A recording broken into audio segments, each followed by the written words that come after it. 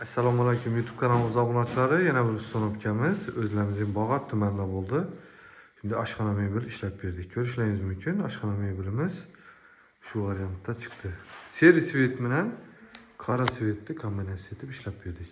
Boshqacha dizaynda bo'ldi. Birinchi qismlarga galogen lampochkalarni qo'yib berdik. Shunday chiroyli variantda ishlab berdik. Bu kukunli mebelimiz obshi 4,5 metr bo'ldi. 1 metrini 2 milyon so'mdan ishlab berdik. Obshi 9 milyon so'mga bitgan kukunli mebelimiz. Bu 9 milyon so'mga novalar kelganini qo'ldangacha qisqacha tanishtirib o'taman.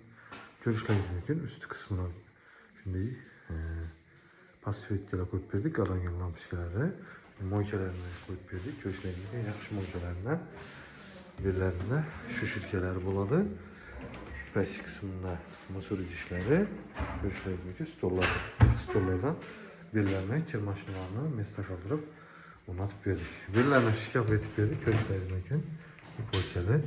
Mexanizmlardan kelsak, yaxshi mexanizmlar ichki qismlari bilan birga 100% pul plastik bo'ldi. Korpus qismini laminatdan ishlab berdik. Farq qismini ham shunday etib qora svetda o'zina mos etib laminat qo'yib berdik. Bellarni razvedka o'rnlarini joylashtirib, bitishlarni ham taxlab berdik. Tartmalardan kelsak, tandem mexanizm bo'ldi. Ichki qismi panerom edi. Laminatdan ishlab berdik. Skritli mexanizm ko'rishlaringiz mumkin. 30-40 yilgacha garantiya ko'taradi.